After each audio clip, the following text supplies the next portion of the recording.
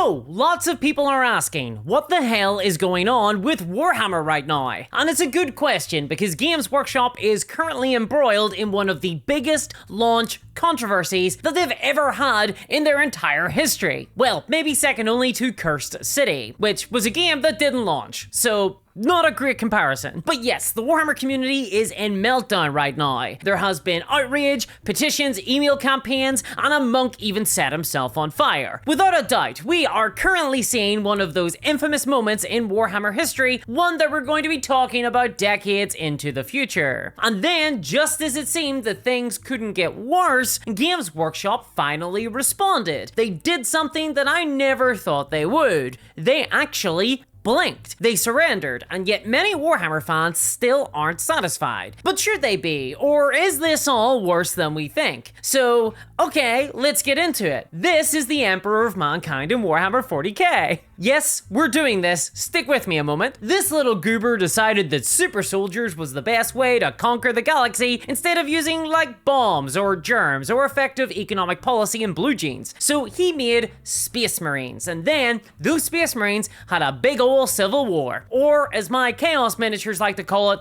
the War of Terra Aggression. And as the Dawn of War manual lays it out, brother fought brother. And this Warhammer Civil War was immortalized in 2017 by Games Workshop in a war game called Horus Heresy. This was a niche game. It was very expensive to play. Most of the model range consisted of pricey resin miniatures that are hard to work with, and the game was specialist, only for the hardcore old school and Australians. But since then, Horus Heresy has progressively gotten way more popular, especially after the launch of 2nd edition Horus Heresy 3 years ago, where the game got a massive Space Marine based launch box, and most of the resin range has since been converted over to the easier to work with plastic, though the prices didn't exactly go down. I mean, this is still Warhammer. Now, this 2nd edition of Horus Heresy saw the community expand and occupy a strong niche in the Warhammer ecosystem. And that niche is basically old school, because Horus Heresy retains many of the mechanics from older editions of Warhammer 40k, mechanics that have since been smoothed out in the mainline Warhammer games. Things like weapon templates and scatter dice, in-depth list building, granular customization of units, universal special rules, instant death, and of course, using our protractor to figure out the angles the grenades can be thrown. That just me? Now, bear all of that history in mind as we come to today, because a brand new edition of Horus Heresy, labeled 3.0, is currently in the process of launching, with a new launch box currently up for pre-order. Hooray! New Warhammer, right? Well, actually, no, not this time, because this launch has been like none other that I have ever seen before, except maybe the Challenger one. Because just before the pre-order opened for the new Saturnine launch box, a number of leaks, known as the Liber leaks, named after the Liber Astartes, which is a supplement book in Horus Heresy that has all the Space Marine faction rules and army lists and unit profiles in the game, they were dropped into the community, revealing that Games Workshop, in the new edition,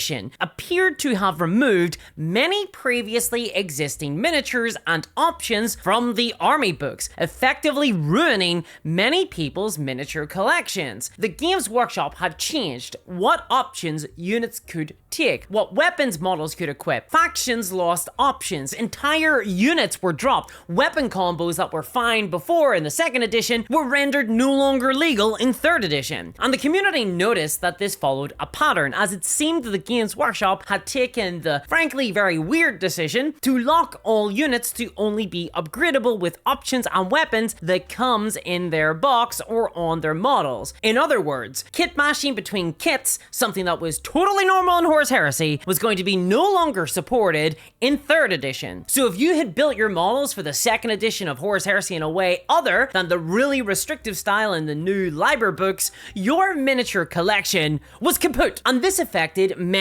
people's entire armies, or even just huge parts of their current collection. We're talking about collections, by the way, of hundreds, if not thousands of pounds and dollars spent. Collections that people have been building since 2017. Collections that they've spent hundreds of hours on, building, painting, and collecting, all for a game that now seemed to be leaving them behind like a 4-year-old in a Spanish hotel. And when this leak was dropped, the Horus Heresy community, pretty understandably, collectively lost its mind. Little did they know that this was just going to be the beginning of the craziest launch of a Warhammer game I've ever seen. One that will have massive reverberations for the rest of the Warhammer and wargame hobby that Games Workshop had to do something about. In fact, it has been almost as impactful as my skeleton pirates defeating Dutch lunatics in the Battle of Boston just last week. A battle that helped determine whether the Jolly Roger, or whatever the hell the Dutch flag is, would fly over the ports and warehouses of the Athens of America. And now you too can take part in epic pirate battles just like that in this year's Summer of Plunder. Because every game you play of Blood and Plunder, Oak and Iron, or Port Royal between now and August 8th will help influence which territories in the Americas will belong to which great power, as the community are engaged in a mega narrative campaign known as the Summer of Plunder. There is still time to sign up now, and entry is completely free. And look, for my part, we need reinforcements to help take up arms against the forces of Europe and ensure that the Americas will always be free under the Jolly Roger. Free to loot and pillage as we see fit, that is. But ain't that just democracy? It's super easy. All you need to do to join is sign up at the link in the description below, pick a faction to join and make it pirates because we have skeletons, and then join the Discord to coordinate attacks with your fellow compatriots, all to ensure victory for your nation. And then you simply get to playing games, because throughout the campaign there will be tons of prizes given out to winners, national champions, and random participants, and even epic grand prizes will go out at the end, so get in now before it's too late. You can play as much or as little as you like and still get to take part in an epic narrative. The campaign has been insane so far. There's been surprise attacks, faction alliances, epic betrayals, and even a slave rebellion. So click the link below to find out more and get to playing. And thanks to Firelock Games for sponsoring today's video. Okay, so this big reveal hit the Horus Heresy community particularly badly because, while yes, obviously losing access to your collection is bad, and nobody wants that, I've still seen a lot of Warhammer 40k players scoff and look down their noses at the level of outrage that has emanated from the Horus Heresy community in the last week. There has been a bit of an attitude from many in the 40k community that the Horus Heresy players should want their game to become more accessible and streamlined. However, it's important to remember what Horus Heresy really is. A trilogy and 73 different books, but also the game is meant to be a celebration of old school gameplay, and therefore is kind of in opposition to modern Warhammer with its more accessible ease of play and streamlined list building, at least in comparison to Horus Heresy. Compared to one-page rules, it's fucking labyrinthine. Because the core audience of Horus Heresy is a more narrative, fluffy, less competitive-minded, old-school one. Many of the players within it stopped playing Warhammer 40k when that game became more competitive and focused on abstract gaming elements, and even did things like remove list building requirements. This is a community of people that have put up with expensive resin models and worse prices because they love the old school elements of the game. And I get it, my favorite version of Warhammer 40k isn't even really 40k, it's called Prohammer, which is just a remastered version of 4th and 5th edition Warhammer 40k from the 2000s, and in fact is really similar to Horus Heresy, only it's actually good because it has orcs. I can appreciate that there is a pure, true joy to be found in trying to figure out whether Dave or Gary should be given the unfortunate Vortex Grenade. And for a lot of people, the game of Warhammer, of Horus Heresy, is, in reality, list building. In fact, for most people, I'd argue, it's the closest they'll ever get to playing the game. Boo me all you like, you know I'm right. Most people spend more time playing Warhammer by building lists than actually at a table. So removal of all this customization gutted extremely flavorful elements of certain factions. And when that is sort of the whole point of Horus Heresy, it completely took the wind out of the launch of the new edition. It was fatal. And the result was an explosive community campaign. Influencers and content creators began rallying their viewers, petitions were started, an organized email campaign was put together to email Games Workshop directly and beseech them not to destroy people's collections and the game, and many people learned brand new swear words. But perhaps most dangerous to Games Workshop was the spreading emergence of a rival narrative within the community. A narrative that said, do not move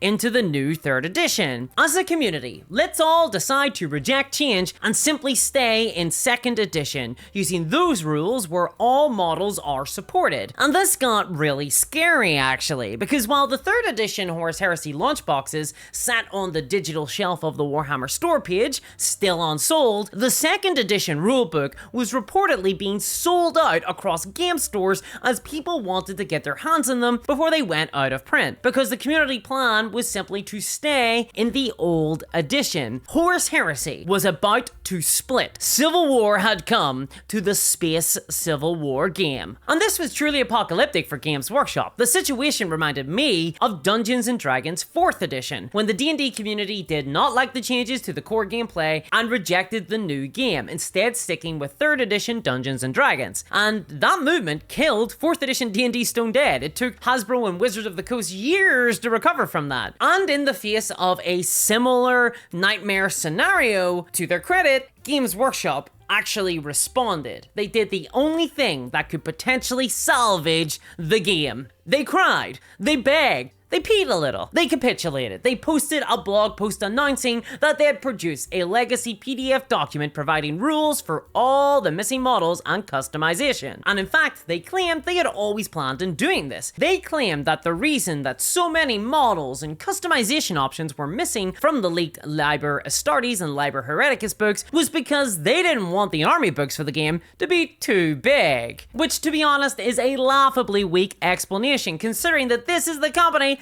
that created this thing. Look at this. Look at how girthy this is. It's so thick. This is just the Space Marine faction, the generic ones. This isn't like Dark Angels. There's no Salamanders in here, and Black Templar, and the rare ones. With Horus Heresy, you're expected to buy a Liber Astartes book for your faction stuff. Then Games Workshop will also sell to you a giant tome for all the main rules. And then they'll sell you supplement journals on top of that, and different books for whether or not you're playing red or green spaceman. And then they'll even expect you to buy white dwarfs on top. Oh, and of course, you'll have to print out and bring all the errata PDFs with you too. Warhammer is a book-heavy game. Still, nevertheless, Games Workshop have claimed that this was all one big misunderstanding. Their plan was always to have limited options in the Liber Astartes books for the purposes of space. And look, that could be true. Certainly, Games Workshop always planned on releasing some form of a legacy document of some kind, because they had mentioned previously in an earlier blog post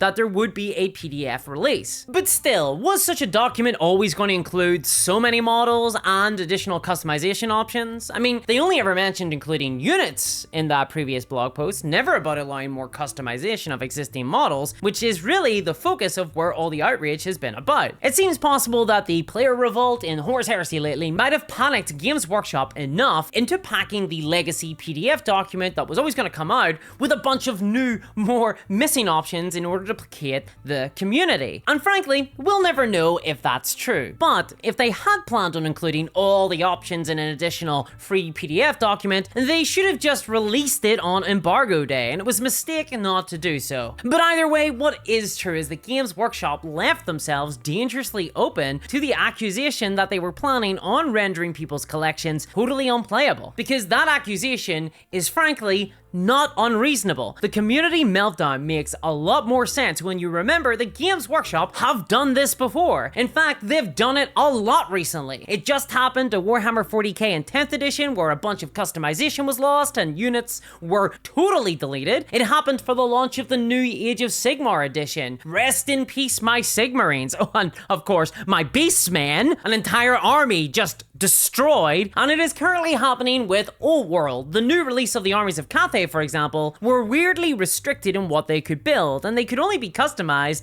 with what came in their box. So honestly, such a similar change to Horus Heresy would slot very neatly into that trend, especially now that the game is being considered by Games Workshop as a mainline game rather than a specialist one, which in some ways really does seem to be a fate worse than death. I mean, Mordheim's still getting on fine, no drama there. Still, okay, That's it, this has all been fixed, right? Everything is now better, the new launch of Horus Heresy can go ahead smoothly. Well, no, actually, because many people have noted that there's still a ton of options missing in the Legacy document. Also, previous Legacy documents produced for Horus Heresy have been infamously lackluster with poor balancing, and many people consider Legacy units to not be legal for more competitive games. So packing a load of customization options into a Legacy PDF document feels like many of the options that people own are being put out to pasture all the same. I mean, it's weird, right? I'm not sure why Games Workshop is even selling a book that has a secret downloadable half to it that a lot of casual players will likely just miss, especially if it's just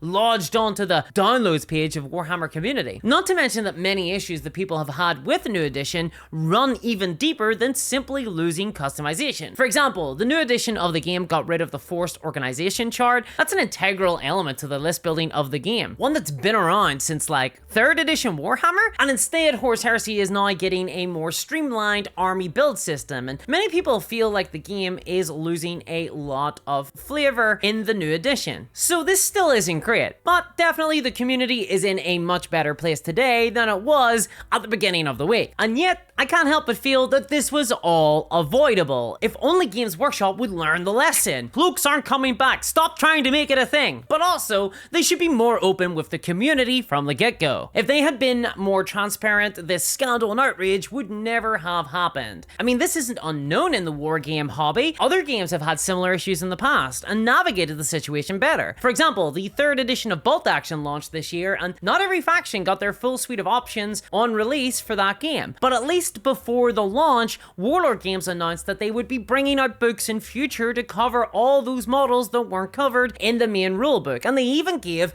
release windows for the books that would cover all the faction options. So it was clear from the beginning of Bolt Action 3rd edition that people would have to wait, but it helped manage expectations. Still, after all this drama, I have to ask the question, why is there even a new edition of Horus Heresy coming out? Does this game need to be on a 3-year edition cycle? Isn't this all just change for the sake of justifying a new edition and therefore justifying a ton of spending from the Horus Heresy community again? I mean, is this game just coming out so the Games Workshop can say they launched a game this year for their stockholders just so they can launch a new mainline game every single year? Age of Sigmar last year, Horus Heresy this year, Warhammer 40k next year? Is that really what they're doing now? Is it a new game every single year? I feel like we need an intervention here. Not every year can be their best year ever. They need to learn that. And where better to learn that than with Horus Heresy, a game that frankly, I'm not sure needs another edition. But what you do need is this epic new desk mat that I've released in collaboration with Epic Desk. This is a brand new exclusive neoprene desk mat that will enable you